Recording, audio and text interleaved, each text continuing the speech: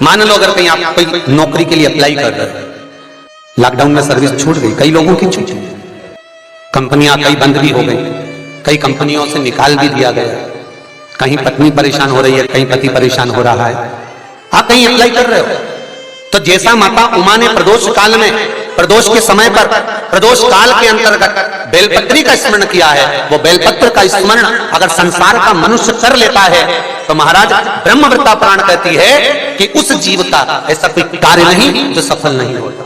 महाराज मेरा निवेदन रहेगा, किसी एग्जाम में आप बैठ रहे हो, इंटरव्यू के लिए जा रहे हो, किसी कार्य के लिए जा रहे हो, नौकरी नहीं लग रही, सर्विस नहीं लग रही, तो महाराज तांबे के कलश में 11 बेलपत्र को रखा जाए और तांबे के कलश में 11 बेलपत्र रखकर उसमें 11 सफेद पुष्प को डाला जाए, लाल चंदन घिसकर कटोरी में लेकर जाइए।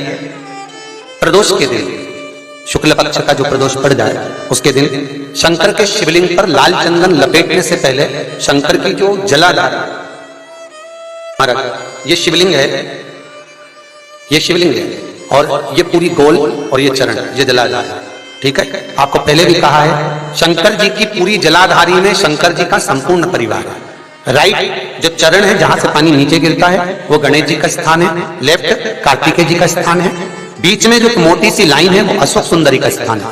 जहां पर शिवलिंग रखा हुआ है ये माता जगत जननी जगदम्बा का हस्त कमल है। शंकर भगवान को मां अपने हस्त कमल पर रखी हुई है। ऊपर से जो बूंद बूंद पानी जलाधारी से नीचे गिर रहा है ये शंकर भगवान की 5 लड़कियां हैं, जया, विषहरा, सामरीबारी, दोतली और देव। ये ऊपर से बूंद बूंद जल क्रीड़ा शंकर जी के साथ में करती है। शंकर भगवान का संपूर्ण परिवार जलाधारी में विराजमान है। शिव महापुराण कहती है, माता उमा का चरित्र कथा है। कोई एग्जाम में बैठ रहे हो, कोई कंपटीशन एग्जाम में बैठ रहे हो और चाहते हो कि मेरी नौकरी इसमें लगना ही चाहिए, तो लाल चंदन का लेपन आपको इस पूरी जलाधारी पर करना है।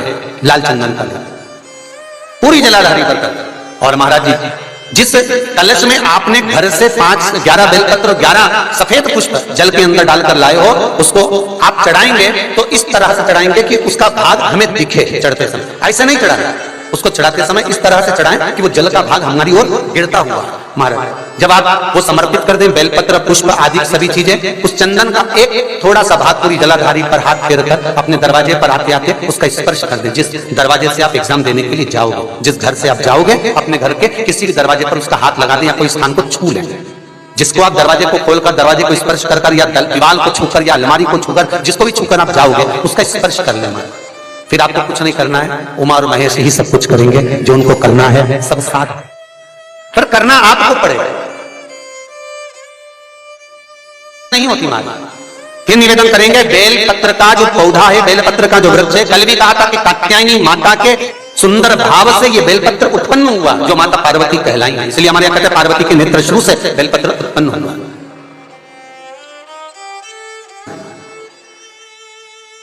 जब करुणा करते हैं भगवान शंकर, जब कृपा करते हैं, सुख अपने आप आता है। बस करना आपको है, प्रयास आपको करना है, पूजन आपको करना है, अर्चना आपको करना है, बेलपत्री आपको खाना है। फिर निवेदन करूंगा, घुटने का दर्द हो आपको, अगर बीपी शुगर तकलीफ दे रही हो तो प्रयास करो कि रोज एक बेलपत्र शंकर के मंदिर का उठाकर शंकर के शिवलिंग को देखकर चबा चबा कर खाइए। सोमवार की सोमवार शमी के पेड़ के नीचे बैठकर शंकर का चढ़ा हुआ एक बेलपत्र खाइए। शुगर बीपी सब लेवल में चलना प्रारंभ हो जाएगा। घुटने में, कमर में दर्द हो, कहीं नहीं जाना हमको, बस शंकर को पकड़ लो, शिव के चरणारविंद का स्मरण करो। जब तक के नौकरी नहीं लग रही, सर्विस नहीं लग रही, तो किसी शंकर जी का मंदिर दूर हो जहां कोई नहीं जाता हो, वहां जाकर उसके मंदिर को साफ कर दो, थोड़ा उसको स्नान करा दो, श्रृंगार कर दो। जिस ओटले पर लोग झाड़ू ना लगाएं शंकर के, उसकी तुम लगा दो। मुझे विश्वास है 1 महीना तो बहुत कह रहा हूं, बाबा चाहेगा तो जल्दी से जल्दी आपके कार्य को सफल कर देगा। किसी शंकर के मंदिर में अगर हम केवल एक चोर चोरी करने के लिए जाता है शिव मंदिर में और बाबा उसको कुबेर स्वयं बना देते हैं, कुबेर के तट पर बिठा देते हैं, उस चोर को करना हमको है, स्मरण हमको करना है। महाराज कंजूस व्यक्ति दमड़ी नहीं छोड़ता, तो हमें भी भजन का कंजूस होना है, भगवान की भक्ति का कंजूस होना है। तो हम भगवान का नाम क्यों छोड़ रहे हैं?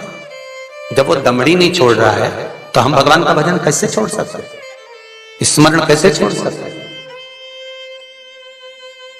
कितना सुंदर लिखा है महाराज। स्कंद पुराण कहती है, रावण संहिता कहती है लंकाधिपति रावण ने एक शिवलिंग का निर्माण करा।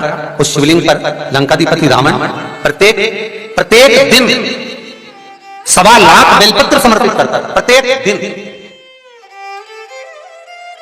महाराज उसका नियम था प्रत्येक दिन। तो एक बार देवाधिदेव महादेव विराजमान थे और उनके पास माता जगतजननी जगदम्बा बैठी हुई थी। माता पार्वती जी ने शिव जी से पूछ लिया, ये रोज आता है बेलपत्र चढ़ाने के लिए, चाहता क्या है? क्योंकि शिव महापुराण की कथा कहती है अगर कोई भूल से भी शंकर के शिवलिंग पर अगर बेलपत्र चढ़ा देता है तो शंकर को यह सोचना पड़ता है कि ये क्या मांगने के लिए आया है। अगर भूल से भी कोई बेलपत्र चढ़ा रहा है तो शिव को यह विचार करना पड़ता है कि मांगने क्या चाहता है, आखिर क्यों आया, किस लिए आया, कारण। तो बेलपत्र समर्पित करें। तो पार्वती जी ने पूछ लिया कि ये चाहता क्या है, क्या मांगने आया है, क्या चाहता है? शंकर भगवान बोले, नंदी ने इनको सिर कटने का श्राप दिया और इनके 10 सिर होंगे, ये दशानंद होगा, तो चाहता क्या है? भगवान शिव बोले, अभी पूछ लेते। आज लंकाधिपति रावण जैसे ही बेलपत्र चढ़ाकर उठकर खड़ा हुआ और जाने के लिए आतुर हुआ। आप सभी को मालूम होगा बेलपत्र चढ़ाने का एक तरीका होता है। एक बेलपत्र चढ़ाते हैं तो ऐसे ही चढ़ा देते हैं, 2-4 बेलपत्र चढ़ाई ऐसे ही चढ़ा देते हैं। पर यदि 11 बेलपत्र, 21 बेलपत्र, 51 बेलपत्र, 108 बेलपत्र, 108 से भी ज्यादा यदि बेलपत्र हम अगर शंकर को समर्पित कर रहे हैं तो आखिरी बेलपत्र में हमें या तो चंदन या चावल या लाल चंदन, कुछ भी अबीर गुलाल कुछ भी रखकर मध्य पत्ती पर रखकर भगवान को समर्पित करना पड़ता है अपनी कामना की पूर्ति के। अगर हमने 108 ऐसी चढ़ा दिया, 11 पत्ते ऐसी चढ़ा दिए तो उसमें कामना की पूर्ति नहीं है। और आखिरी 10 चढ़ा दिए तो आखिरी 11वें बेलपत्र पे हमें कुछ रखकर देना ही पड़ेगा। तो वो ये जरूरी नहीं है कि आप धन रख कर दें, पैसा रख कर दें या संपदा रख कर दें, उसमें अबीर गुलाल चंदन चावल जो तुम्हारा मन पड़े पुष्प आदि उस पर रख। आपने देखा होगा, आप लोग तो करते रहते हो ना, तो जहां पंडित जी अभिषेक कराते हैं तो आखिरी की बेलपत्र पे वो लगा के सब दे ही देते हैं, लो चढ़ा। तो कभी आपने पंडित जी से पूछा कि आखिरी बेलपत्र पे आपने लगा के क्यों दिया? या कोई लिख के रख लेता है नमः शिवाय, उसको रख देता है संभाल के, सब चढ़ा देगा, उसके बाद वो चढ़ाएगा। उसका कारण क्या है? रावण संहिता कहती है कि लंकाधिपति लंकेश जब भी बेलपत्र समर्पित करता था, आखिरी बेलपत्र जब समर्पित करता था तो शंकर को कुछ देकर ही समर्पित करता था। अंतिम महाराज बाबा उठकर खड़े हुए, पूछा क्या बात है, क्या चाहिए आपको? लंकाधिपति रावण ने कहा कि मैंने ब्रह्मा जी से वर मांगा है कि मैं कभी मरूं ना, पर मुझे मरना तो निश्चित है। ब्रह्मा जी ने वर तो दे दिया पर मरूंगा तो सही, क्योंकि ब्रह्मा जी ने कहा है कि नाभि में अमृत और एक बाण भी मुझको दे दिया।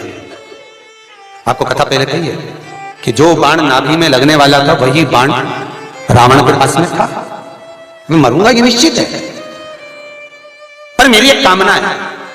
इस बेलपत्र को समर्पित करने की कामना केवल इतनी सी है कि मैं अगर मरूं तो भगवान स्वयं नारायण मनुष्य की देह धारण कर आए और वो मुझे मारे। देखिए, मृत्यु तो रावण ने मांगी थी, कौन आए मुझे मारने के लिए? भगवान। और देह कौन सी हो?